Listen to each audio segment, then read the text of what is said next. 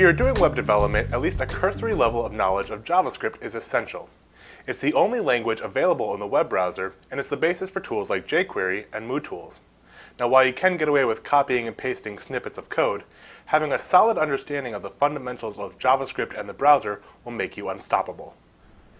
JavaScript is a programming language, or more specifically, it's a scripting language.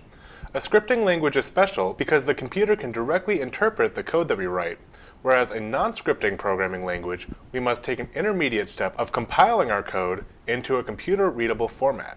Despite its name, JavaScript has nothing to do with Java, which is an entirely different programming language. The name came about as a marketing decision, and it's one that's caused confusion since its introduction. Technically, JavaScript's true name is ECMAScript, after ECMA, the group that defines the standard for the language. We insert JavaScript into our page using script tags, and here's a simple example. We'll open up a script tag, and we'll say type equals text/JavaScript, and we'll make sure to close our script tag. And inside of our script tag, I'm going to write a little comment, and I'm going to write some code. We'll say alert, and then without any spaces, we'll open our parentheses, and we'll create a quote, and inside of these quotes, we'll put hello world. Now, once we save the page and go back to our browser and refresh it, we should see if our JavaScript is working. And as we load it, we get this little pop-up that says hello world. Now, if you don't get this alert, make sure you have JavaScript enabled in your web browser. Also, check to make sure your code is correct. If you miss one of these quotation marks or parentheses, your code will not execute.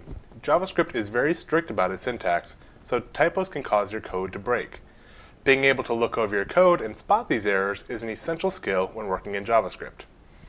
So let's take a look at our code. We started with a script tag, and this tells the browser everything inside of this tag is JavaScript and should be executed immediately.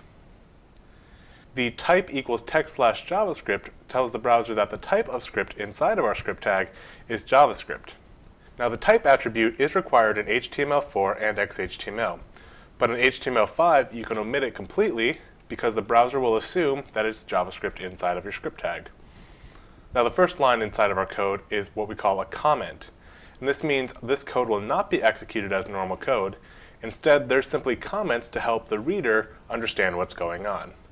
Now, it's very important to comment your code because anybody else working on the project, or even yourself later on, will really be confused at what's going on in your code if you don't leave comments. In this case, it's a very simple example, but when you do more complex actions, having good comments makes sense.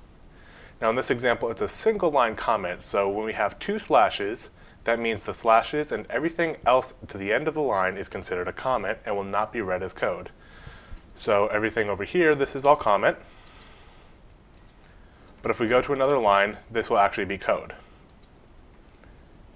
Now, if we want to create a comment that spans multiple lines, there's a different syntax we can use. We start our comment with a /*, and this is a comment. And even the next line will be a comment, so more comments.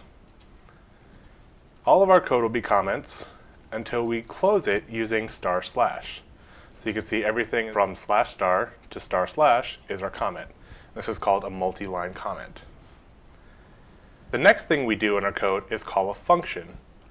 You can identify a function because it's a name immediately followed by parentheses. Inside of the parentheses are what we call arguments. In this case, it is the string hello world. The arguments tell the function what you want to do specifically when you call it. Now, there can be 0, 1, or many arguments, and they're all separated by commas. The one argument in our example is the string hello world.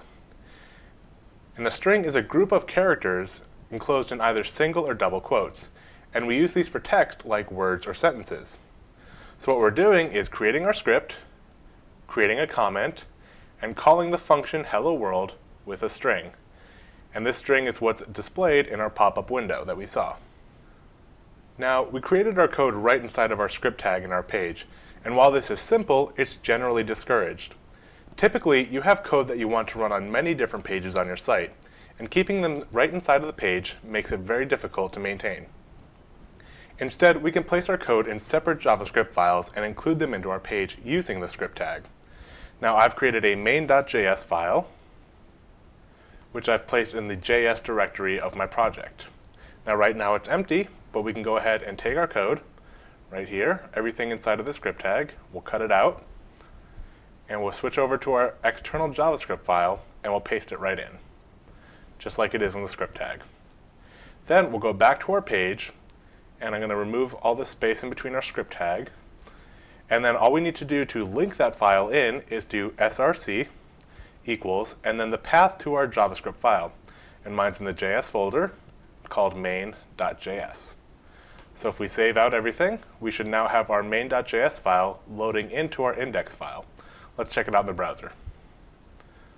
We still have this old pop-up, so we'll close that out and we can see our page. Now let's refresh it and see if it still works with the external JavaScript. And as you can see, when we refresh the page, we got the exact same message. Now we have JavaScript running on our page. In the next video, we'll be taking a look at the basic parts of JavaScript and creating our own code.